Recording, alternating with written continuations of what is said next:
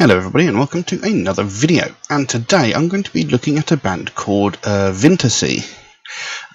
Not heard of them before. This came as a suggestion through Instagram. Apparently the person who suggested this track is actually a good friend of the members of the band, so there's that. Now, I couldn't find very much information about the band. What I can tell you is Vintersea are a progressive melodic death metal band from Corvallis, Oregon. The band as it is now formed in 2016. However, they were previously known by the name Asterion. And as Asterion, they released an EP in 2014. And since becoming Vintersea, they have now released 2 full-length studio albums. So there is no actual start date for when they were Asterion. No time that they actually. There's no listed time for when Asterion formed, but the band as it is now as Vintersea, was formed in 2016 from Asterion. So that's literally all the information I can give you, and even then I'm not even 100% sure if that information is 100% correct, because that comes from Encyclopedia Metallum, and every time I've got information from that specific website, I've always been told it's wrong. So whether or not that information is correct, I really don't know, but that is literally all the information I could actually find about the band. Now, I'm going to be looking at a track called Holy Procession. I understand it's quite a long song. I think it's almost a 10-minute long track. I do have some lyrics here. They came from directly underneath the video on YouTube, so they should be very, very accurate. But, you know, that remains to be seen. So, yeah, I can't really tell you much else, so we'll just jump into the track, see what it's like. Like I said, it's supposed to be progressive melodic death metal. So, you know, I do quite enjoy my melodic death metal. A bit of progressive thrown in there should be quite interesting. So we'll see what we've got. So, The Holy Procession by Vintersea. Let's have a look.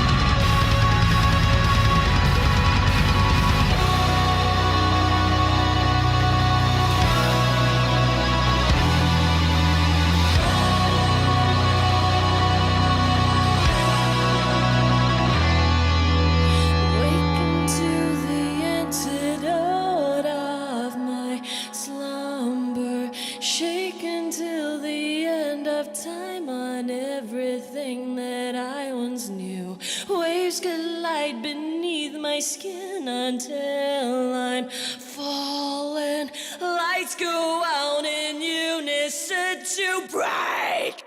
The holy procession will guide my way. Let me partake of the waters another day.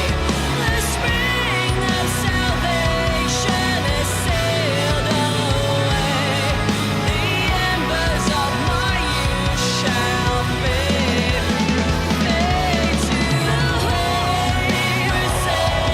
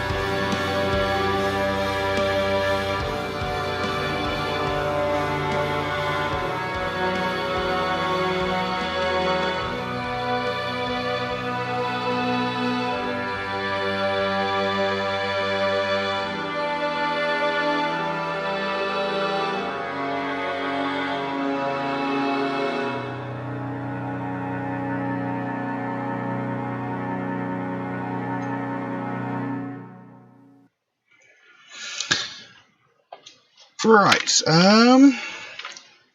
Well, that was interesting. I'm not sure where to go with that, because I mean, it wasn't bad, but to me it seems like the band has a sort of crisis of identity. I mean, they describe themselves as progressive / melodic death metal, but there isn't much in that track. I would admit, I'm only going by this one track. There isn't much in that track that suggests death metal at all. They have some heavy riffs, but I wouldn't go so far as to call them death metal riffs. There's the lead singer's vocal style. You know, she does the growls and the screams and stuff, which are, sure, death metal traits, but I wouldn't call them a melodic death metal band. They are predominantly a progressive band. But like I said, I'm only going by what I know of this track. You know, they've released 2 albums, and you know, I don't know what anything off either of those 2 albums sounds like. You know, they might have more death metal sounding tracks, but for the most part, this is just a progressive band with death metal style vocals shoehorned in. I don't think they fit very well. This is just my personal opinion, and like I said, I'm just going by this one song. You know, this might not possibly be the best example of their work, I don't know, but something about this it doesn't seem to work well for me. You know, I don't think the death metal vocals are necessary. You know, I like death metal vocals. I myself am a death metal vocalist. But I don't think it was necessary for this song. They just seem to be forced in. It almost seems like they created this band as a progressive metal band. And they got this lead vocalist. You know, she's very, very talented. I'm not going to deny that. She's very good at what she does. But it seems like they brought this vocalist in, and, you know, she can sing, clearly. But she can also growl, you know, do death metal growls. And they sort of thought, let's use that as well. You know, we want to show what this person can do, and I don't think it really fits that well. You know, musically they sound great, vocally it's very, very well done, but for me it just doesn't work. It doesn't make sense. You know, it seems like a mishmash that's sort of been forced together unnecessarily. You know, I don't think the death metal vocals actually bring anything to the track. You know, if they'd maintained the same music but kept it with all the clean vocals, it would have worked really well. I don't think the death metal vocals are necessary. I don't think they actually work that well. But again, you know, this is just going by this one track. There could possibly be other examples that work better, you know, and I know there's probably going to be a whole lot of people who disagree with me on this, and that's fair enough. You know, again, this is just my personal opinion, but something about it just doesn't work for me. It doesn't make sense to me. You know, it's, you know, all the individual aspects are very well performed. I just don't think they go together. But again, that's just me. Now, the track being called Holy Procession seems to be talking about, oddly enough, religion. But I can't actually make out whether it's talking of, well, given the view, I mean, the fact that she drowns this sort of priest-looking figure right at the end of the video, you know, it could be talking about the evils of religion, you know, the fact that they always offer false promises, you know, the fact that it's all really just a load of rubbish used to try and control people. I don't know. You know, because, you know, people are always told, like, you should live your life by the Bible, etc. You know, it's a set of guidelines on how to live your life. Whereas if you actually did live your life by how the Bible told you to live your life, you'd actually be a pretty horrible person, because there's so much vileness in that book. You know, talking about, you know, they treat women subservient. You know, they say, like, if a woman is raped, she should be forced to marry her rapist if she becomes pregnant by that man. You know, if you lived by these rules, it would be a horrible way to live. You know. So anyway, the actual track itself goes: the holy procession will guide my way.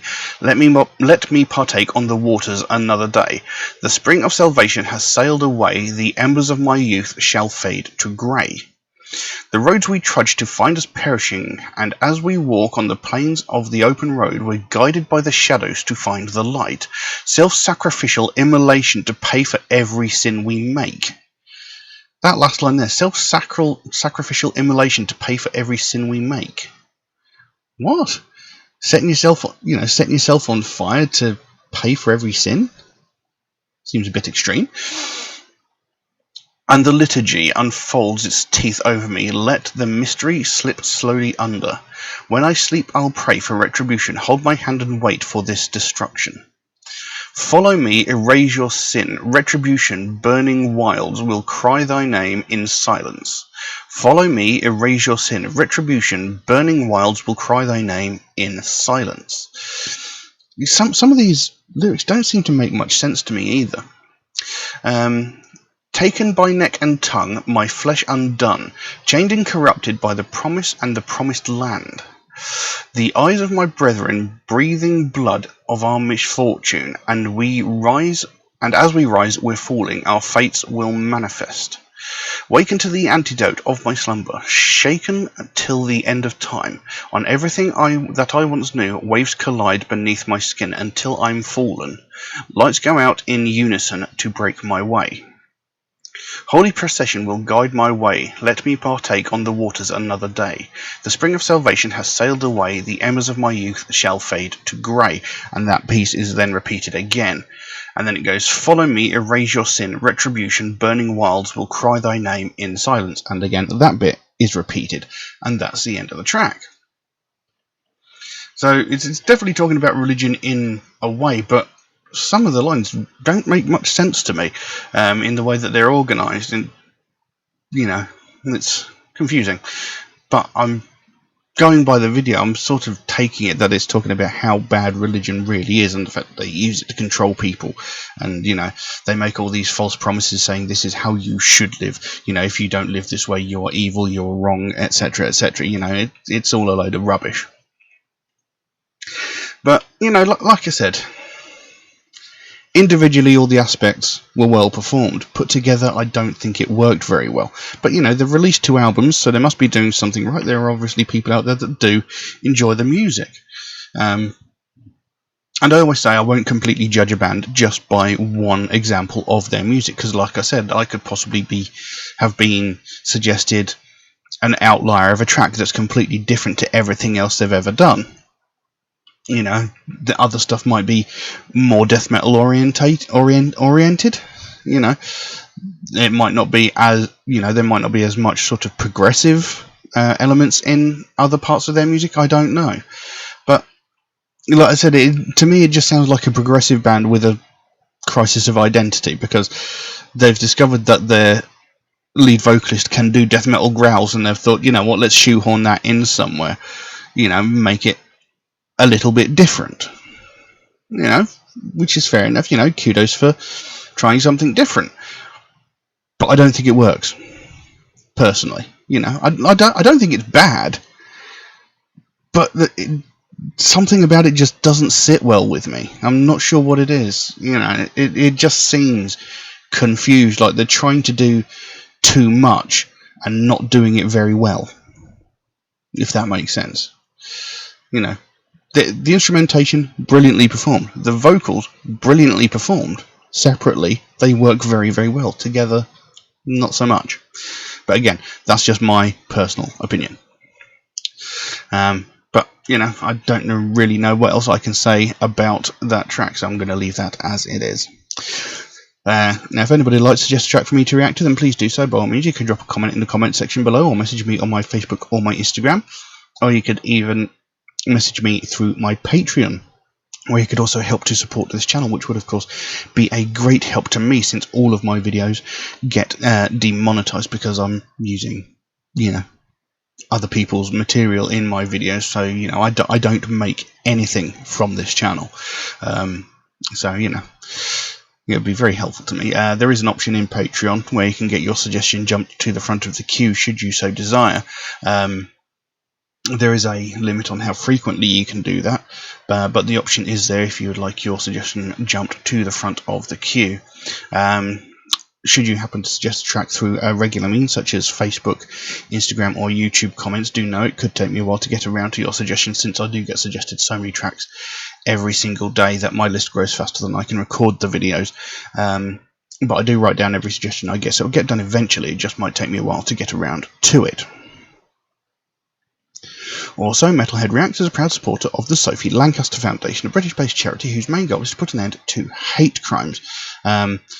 They want to put an end, essentially, to all hate crimes, but one of their focuses, and one that I really get behind, is these hate crimes and attacks on people from the alternative culture. And, it's something I believe in very, very strongly, because it's something I believe doesn't get the attention it needs or deserves, because every day we hear about all these other hate crimes like sexism, racism, homophobia, transphobia, religious hatred, ableism, etc. We hear these on a daily basis, from everything from the most violent and evil of these crimes, where someone is murdered because of the colour of their skin, because of their sexual orientation, or because of their religious beliefs, down to the most pathetic and petty of these, where some white woman is calling the police because a family of colour are having a picnic in a public space. We hear every facet of these crimes every single day in all platforms of media, newspapers, internet, etc. We hear these all over the place every single day.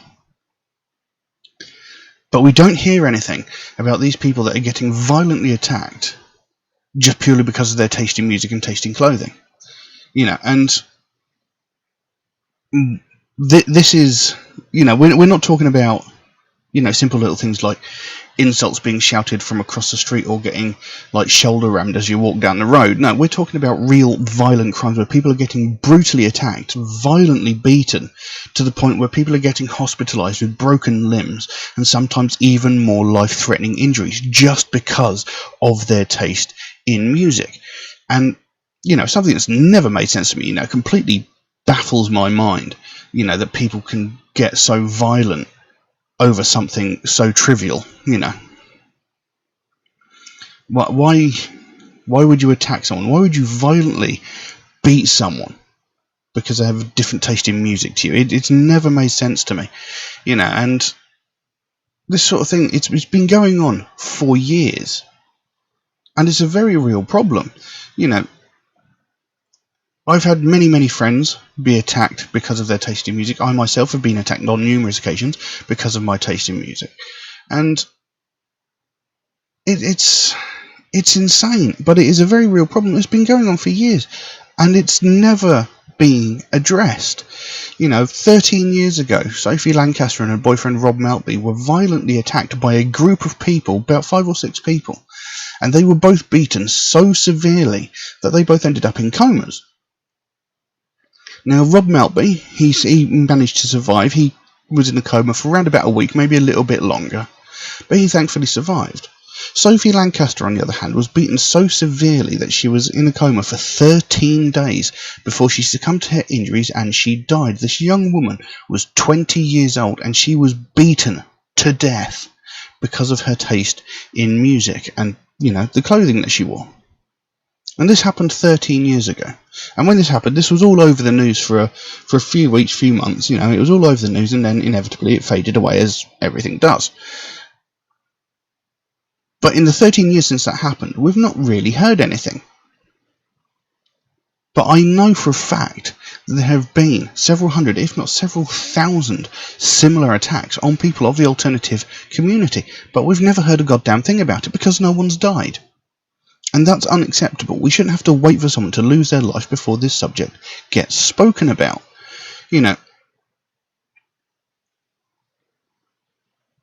2 years ago in Glasgow, a young woman was running a charity gig at a venue, and at one point during the night she had to go to her home for whatever reason it was. Her home was a 5-minute walk away from the venue that she was hosting at. In the time it took her to walk from the venue to her home, she was attacked twice by the same group of people, where she was knocked to the ground, beaten, punched, kicked, what have you. She was beaten really severely twice by the same group of people in the space of 5 minutes. And it was a group of people, 5 or 6 people. And, what happened to Sophie Lancaster could easily have happened to this young woman. She could have easily been beaten to death and left to die on the streets of Glasgow. Luckily, a passing taxi driver put an end to the attack. But he didn't stop to see if she was okay. He put an end to it and then buggered off. And she didn't get any help until she got back to the venue where her friends were. Where was this in the news? Why didn't we hear all about this? I've spoken to numerous people who have been attacked and singled out, bullied, beaten, and, attacked by people they don't even know, just purely because of the fact that they listen to alternative music and wear alternative fashion. But we never hear anything about this, and it is a hate crime. I've had people argue with me that it's not a hate crime, but it is. If you are attacking someone because you hate something about them, whether it is their taste in music, the colour of their skin, their religious beliefs, their sexual identity or orientation, what have you, if you're attacking someone because you hate that aspect about them, that is a hate crime. That is the very definition of a hate crime. But we don't hear about this. And that's unacceptable. We need more people talking about this because we can't allow this sort of thing to keep happening. By just ignoring it, by not talking about it, we're essentially letting these people get away with it. They think, no one's going to do anything about it. They haven't done anything about it for the last several decades. Why should they start now? So we can do whatever we want. We can just carry on attacking these people because we don't like their music. It's unacceptable. You don't see people who listen to Neil Diamond getting beaten half to death on the street. You don't see people who listen to opera or classical music get beaten half to death because of the music they listen to. You don't beat people up because they like different movies or TV shows to you. You don't beat people up because they like different books or magazines to you. You don't beat people up because they like different foods to you. So why would you beat the living snot out of someone because they listen to alternative music? Heavy metal, alternative music is always misrepresented as being violent and aggressive, and that the people who listen to heavy metal are always violent and aggressive people, whereas nothing is further from the truth.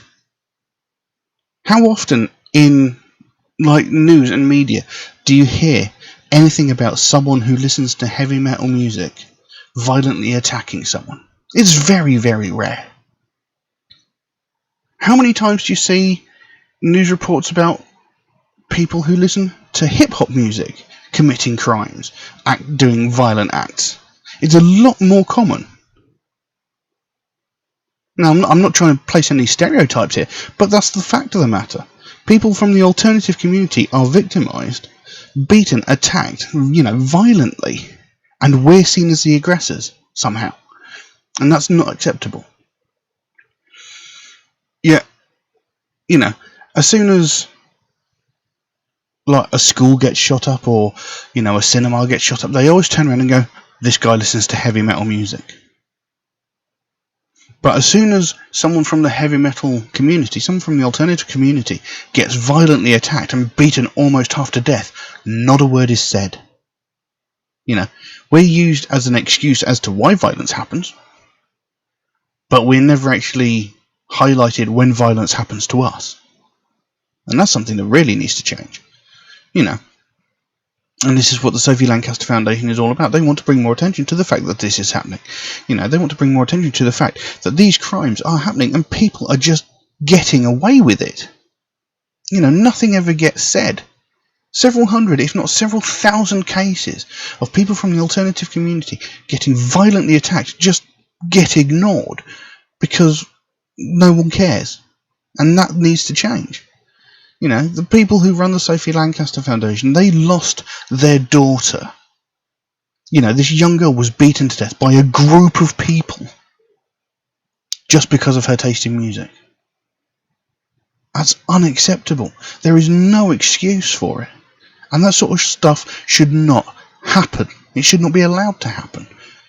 What happened to Sophie Lancaster can never be allowed to happen again. And if we keep ignoring it, it's only a matter of time before it happens again. It's something that never ever should have happened in the first place. But we absolutely cannot allow it to happen ever again. So we need more people talking about this. We need more people to realise what is going on, that this is a very real problem. So if you'd like to find out more about the Sophie Lancaster Foundation, there is a link to their website in the description below. You can go over there, find out what they're working on at the moment, find out what their main goal is, because they can explain it a lot better than I can. And if you can help them out in any small way, obviously you don't feel obligated to do so, but if you can help them out in any small way, you know, the smallest amount can make the biggest difference. You know, whether it's something like going over to their website to make a small donation, or, you know, something as simple as one of these Sophie wristbands from their web store. You know, the smallest amount can make the biggest difference. And the more attention we bring to this, the more people we get talking about this, the more people we bring to realise that this is a real problem, the sooner we can help to stamp out prejudice, hatred and intolerance everywhere. But I'm going to leave that as it is for the time being. Thank you all very, very much for watching, and I'll see you again soon. Bye bye.